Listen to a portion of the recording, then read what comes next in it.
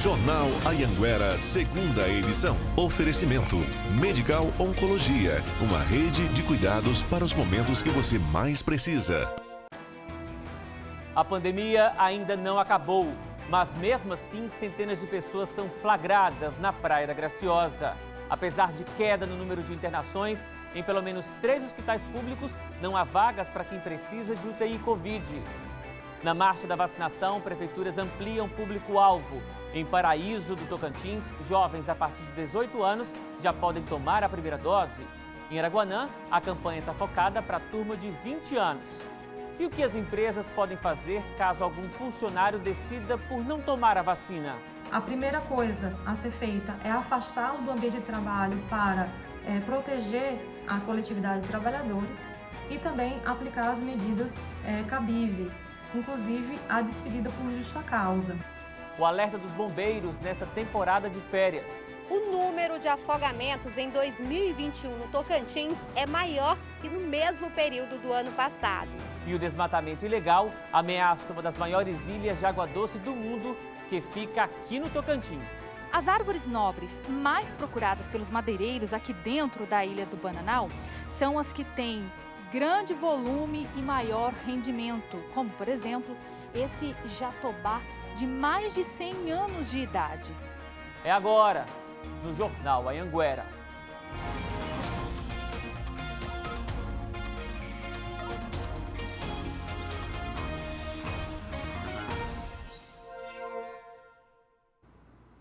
Olá, boa noite para você. A vacinação contra a Covid-19 é aguardada pela maioria dos brasileiros. E o avanço dela é um dos fatores determinantes para que se pense num possível fim da pandemia. Mas algumas pessoas, sejam por questões ideológicas ou religiosas, têm demonstrado resistência e, por isso, podem ser punidas no local onde trabalham.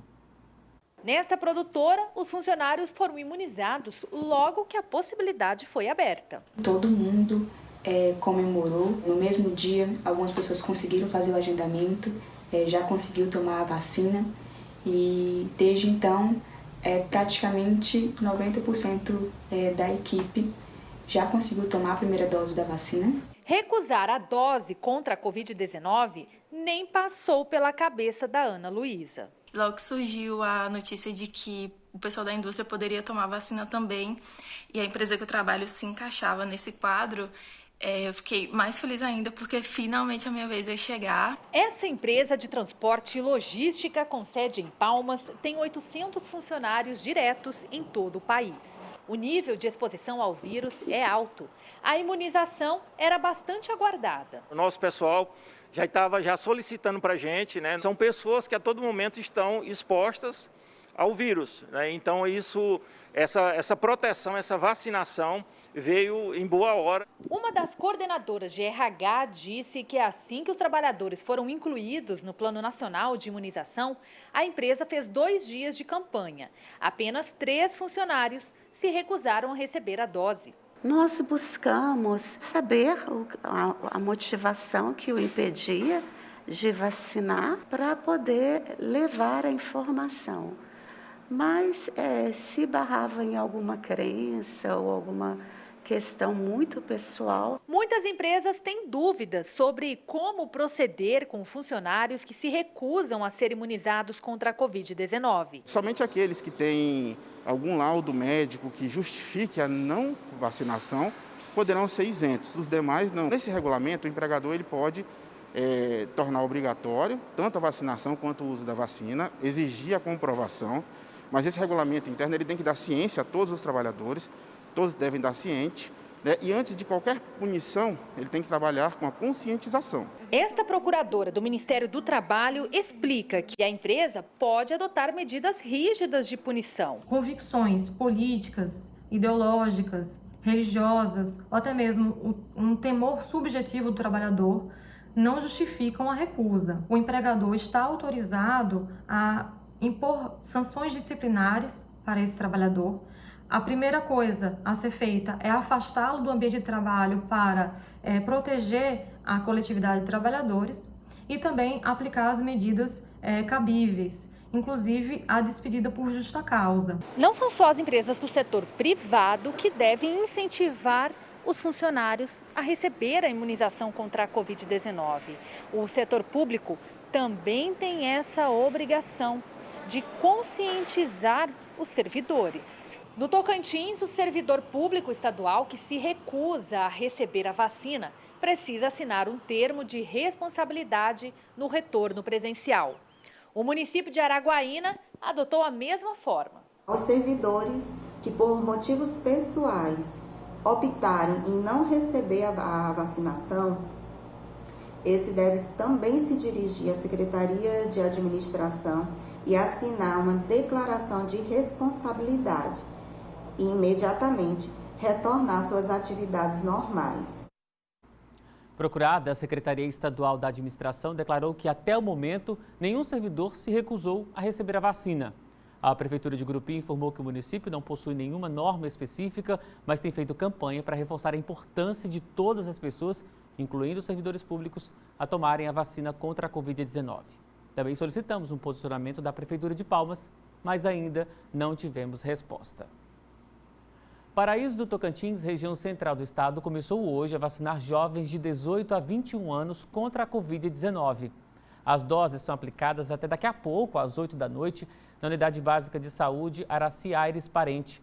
O município é o primeiro entre as 5 maiores cidades do estado a disponibilizar vacina contra a Covid-19 para este público. Paraíso do Tocantins tem 7.732 casos confirmados desde o início da pandemia e 170 mortes causadas pela doença. Segundo o vacinômetro, foram aplicadas 30.972 doses de vacinas contra a Covid-19, 26 mil referentes à primeira dose. E em Araguanã, no norte do estado, pessoas entre 20 e 29 anos estão sendo imunizadas. Com o avanço da vacinação, o número de casos da cidade zerou. Então a gente vai ao vivo com o repórter Túlio Alves, direto de Araguaína, com informações para a gente. E olha, Túlio, Araguanã é uma cidade aí, vamos dizer, do nosso litoral do Rio Araguaia, recebe muita gente, tem feito o seu dever de casa, né? É verdade, Adriano. De acordo com o último boletim divulgado pelo município, não há casos ativos de Covid-19 lá em Araguanã. Boa noite a você e a todos que acompanham o J2. Portanto, são duas notícias boas. A primeira é que a cidade não tem registro de casos ativos de Covid. A segunda é que a vacinação tem corrido muito bem. Essa semana devem ser imunizadas as pessoas de 20 a 29 anos de idade. Amanhã e na quarta-feira serão vacinadas as pessoas de 25 a 29 anos. E na quinta e sexta-feira, as pessoas de 20 a 24 anos. A vacinação acontece na Unidade Básica de Saúde Antônio Diniz. Sobre essa ampliação, o secretário de Saúde lá de Araguanã enviou um vídeo para a gente. Acompanhe o que ele disse. A ampliação da faixa etária para os 20 anos de idade se deu no cumprimento dos grupos prioritários do Ministério da Saúde.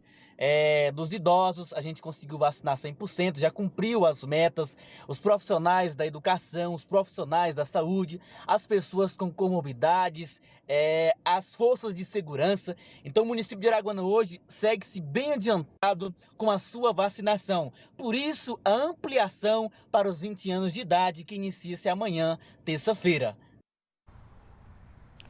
De acordo com dados do portal Integra Saúde, do vacinômetro do Integra Saúde, Araguanã já recebeu mais de 2.800 doses das vacinas, das quais já aplicou mais de 2.300. E a gente espera que essa vacinação seja ampliada ainda mais. Adriano? Com certeza, Túlio. Obrigado, viu? E também na região norte, Arapoema está vacinando pessoas com 35 anos sem comorbidades. Segundo a Secretaria de Saúde do município, a expectativa é de que com a nova remessa de doses desta semana caia ainda mais a faixa etária. Como nós temos um município pequeno, então a gente determinou assim, um dia D da vacina, né, da Covid. Então toda quarta-feira a gente começa das 7 da manhã até as 17 horas, né, com a equipe dos agentes de saúde. Quando a gente tem uma dose maior doses maiores de vacina, a gente faz até quinta-feira, às vezes, mas a maioria das vezes é na quarta-feira mesmo. O nosso propósito lá é para a partir dessa semana a gente baixar para 30 anos. Aí vai depender da demanda de dosagem que a gente vai estar recebendo. Bem, em Araguaína hoje começaram a ser vacinadas pessoas de 30 anos sem doenças pré-existentes. A procura foi grande nos postos de vacinação. Da vacinação contra a Covid em Araguaína, essa cena já se repetiu mais de 93 mil vezes e segue contando. Agora, a vacina está chegando nos braços dos araguainenses que têm a partir de 30 anos de idade. O novo público começou a ser atendido hoje em 15 unidades básicas de saúde. Muita gente começou o dia em busca da primeira dose da vacina, formando filas nas UBSs. Filas de pessoas que, assim como o Rodrigo, estavam ansiosos por esse momento. Esperando há um tempo significativo, né? Tomando os cuidados, as precauções compatíveis, né, com a gravidade da situação. A expectativa do município é de vacinar esse público até sexta-feira. Para aqueles que tomaram a primeira e já estão dentro do período para tomar a segunda dose, a vacina está sendo oferecida no ginásio Pedro Quaresma, na Via Lago. Olhar o cartão, né, vacinal de quem foi vacinado no drive, né? A gente fez drive no período e olhar o cartão vacinal e ver a data que está a lápis para estar procurando o ginásio. Somente aqui é as segundas doses. E olha, o estado deve receber na madrugada desta terça-feira mais de 22 mil doses de vacinas contra a Covid-19. Cerca de 14 mil doses de Coronavac e 8 mil de AstraZeneca. Ambas serão utilizadas para a imunização de pessoas de 50 a 54 anos, segundo o cronograma do Plano Nacional de Imunização. Mas se o município já tiver atingido este público, poderá seguir com a vacinação de outras faixas etárias. Bom, então vamos conferir agora os dados da vacinação contra a Covid-19 pelo Tocantins? Vamos acompanhar aqui no telão. O estado recebeu 944.790 doses e distribuiu para os municípios 877.734. Olha só o total de aplicação, 746.747. Aí, quando a gente acompanha o público de primeira dose, um pouco mais de 500 mil de tocantinenses tomaram a primeira dose, o que representa quase 35% do público vacinado, da população vacinada. De segunda dose deste total, 167 mil receberam a segunda dose. E aí temos aqui o detalhamento entre dose única e o total de população imunizada com as duas doses ou dose única e quase 12% da população tocantinense. Veja a seguir, cresce o número de mortes de vítimas de violência doméstica no Tocantins.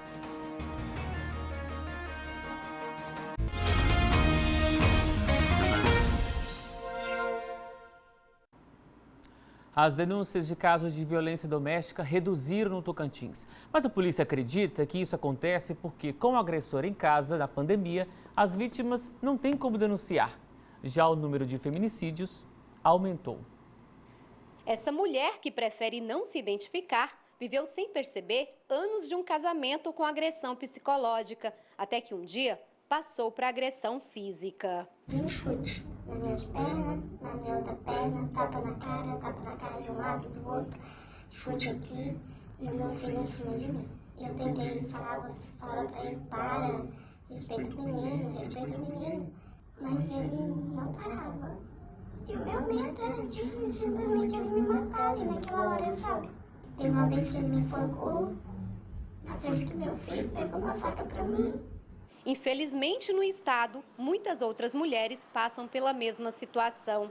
Dados do Tribunal de Justiça do Tocantins mostram que no segundo semestre de 2020 foram 2.112 medidas protetivas.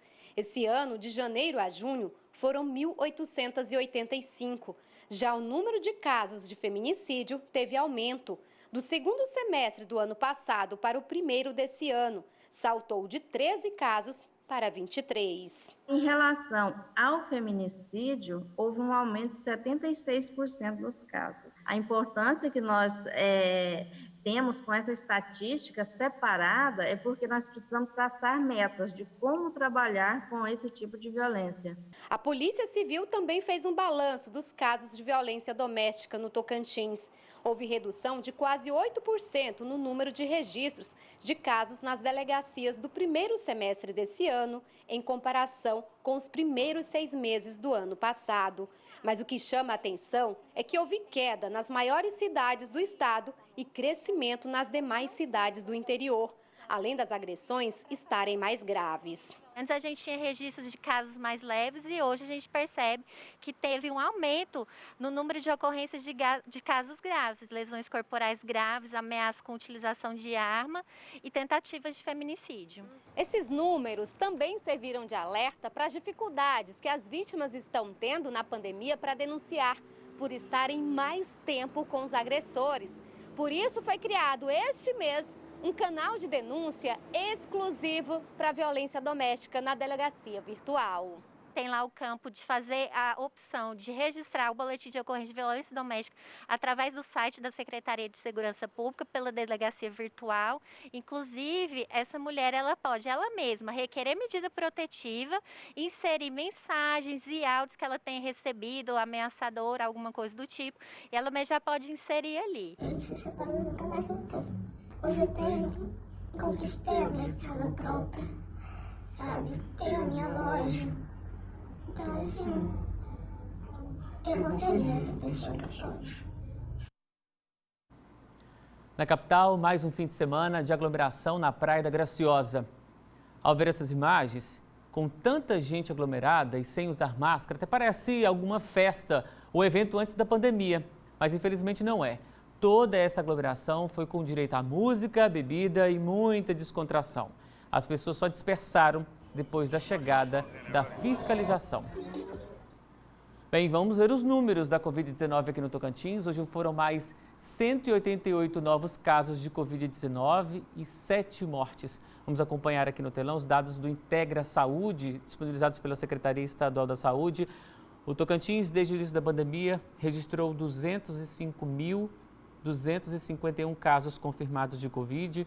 Atualmente, 13.921 pessoas estão aí sendo acompanhadas, sendo monitoradas.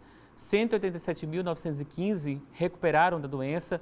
Já 3.415 tocantinenses não resistiram. Hoje, nos hospitais, seguem internadas 327 pessoas em leitos clínicos e também em leitos de UTI Covid. E falando em UTI Covid, vamos acompanhar aqui como é que está a situação dos hospitais que atendem esse público. Olha só, no Hospital Regional de Araguaína, a gente pode ver que não há nenhuma vaga disponível. Em Gurupi, das 36 vagas disponíveis, resta apenas uma. O Hospital de Augustidópolis, que atende a população de 22 municípios da região do Bico do Papagaio, apenas uma vaga disponível. No Hospital Geral de Palmas, segue em situação mais confortável, assim como o Hospital de Porto Nacional e também o Hospital Geral de Gurupi, onde há 20 leitos disponíveis e 10 estão ocupados. Os estudantes que se inscreveram para fazer o Enem, Exame Nacional do Ensino Médio 2021, têm até hoje para pagar a taxa de inscrição no valor de R$ 85. Sem o pagamento, a inscrição não é concluída e não é possível, portanto, fazer o exame. Esse ano, as versões impressa e digital do Enem serão aplicadas nas mesmas datas, 21 e 28 de novembro, e terão perguntas iguais. O Enem Digital será exclusivo para quem já concluiu o ensino médio ou está concluindo essa etapa agora em 2021. Em instantes, desmatamento ilegal ameaça a Ilha do Bananal, uma das maiores ilhas de água doce do mundo.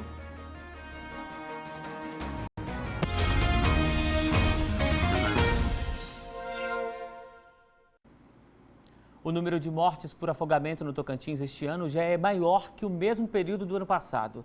Os casos mais recentes aconteceram ontem em 2 cidades da região norte do estado.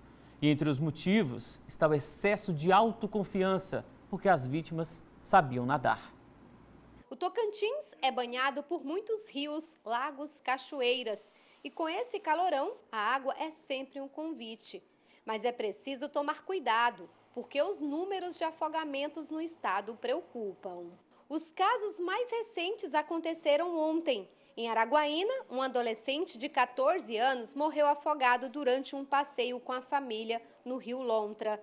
E em Araguanã, um homem de 45 anos, que era caseiro de uma chácara, morreu afogado no Rio Araguaia, em que era acostumado a frequentar. Tentaram fazer uma travessia da margem para o outro lado da margem, foi o caso de Araguaína, e de Araguanã da margem para uma pedra que estava no interior do rio. Então ambos entraram em exaustão, submergiram, ninguém ali pôde socorrer, Então eles acabaram, infelizmente, indo a óbito aí por afogamento.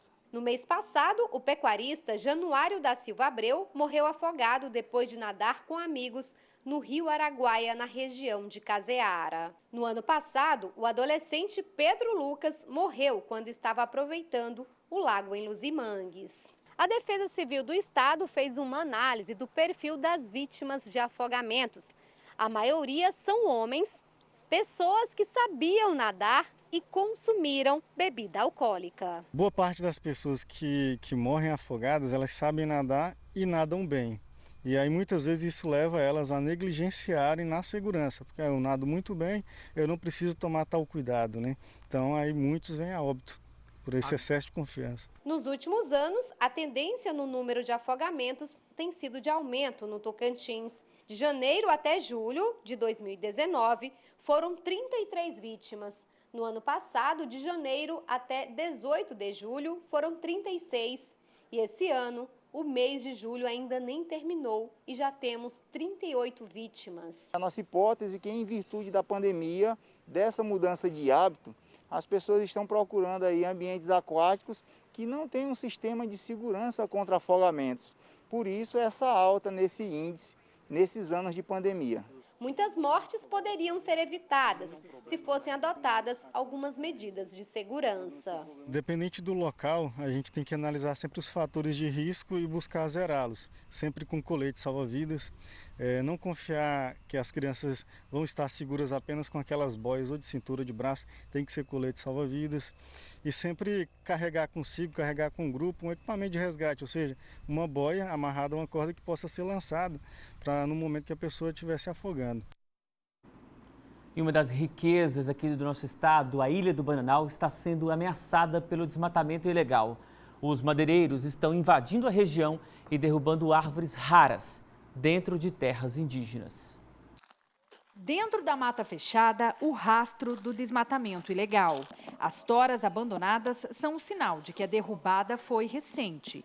Quem mora na região diz que os criminosos não têm hora para agir. Para quem, por exemplo, eu com 47 anos de idade, nasci ali naquela aldeia ali, Lago Grande, né, vendo isso aí, uma mata bonita, e hoje está sendo destruído. Meus netos, bisnetos, não vão chegar a conhecer isso aí se não tiver uma fiscalização rigorosa. A maior ilha de água doce do mundo concentra também uma das maiores populações indígenas do estado.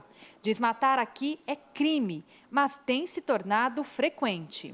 As árvores nobres mais procuradas pelos madeireiros aqui dentro da Ilha do Bananal são as que têm grande volume e maior rendimento, como, por exemplo, esse jatobá de mais de 100 anos de idade. Está entrando dentro do nosso território, da nossa casa, né? E a gente não pode falar nada, a gente não pode nem sequer pedir para se retirar, porque ainda pode ter violência contra a gente. Isso é um completo absurdo, porque além de todo o processo de roubo de madeira de uma área que é protegida, é uma terra indígena. Isso não pode acontecer. Então, os meios, o governo tem que empenhar os seus melhores esforços para fazer essa prática desaparecer o mais rápido possível. Segundo a FUNAI, a proximidade com o estado vizinho, Mato Grosso, tem influenciado a ação de criminosos que atravessam o rio Araguaia para desmatar em vários pontos da floresta. Que são profissionais, né, na derribada de árvores. São muito rápidos, né? Ele já vem, já derriba e já faz o transporte, né? A Ilha do Bananal faz parte do Parque Nacional do Araguaia, uma das primeiras reservas ambientais criadas no país.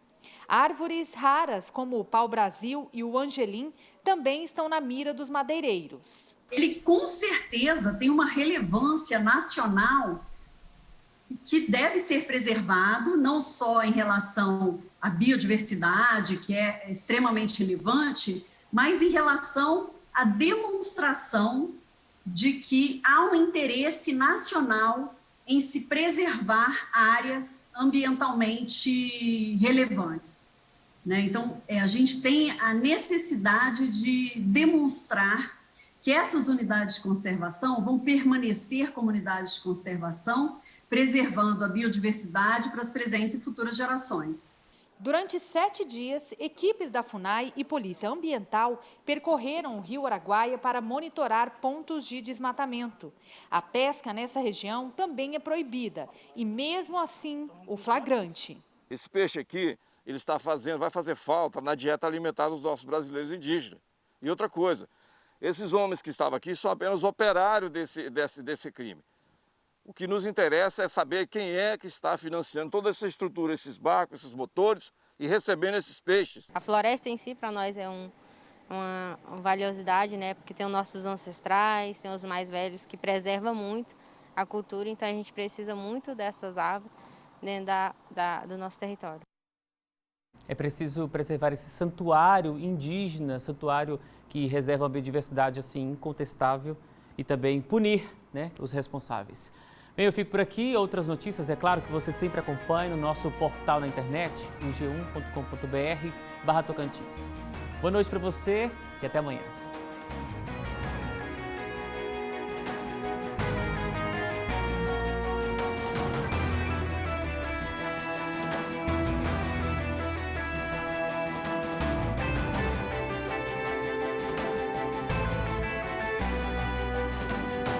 Jornal Anhanguera, segunda edição. Oferecimento Medical Oncologia, uma rede de cuidados para os momentos que você mais precisa.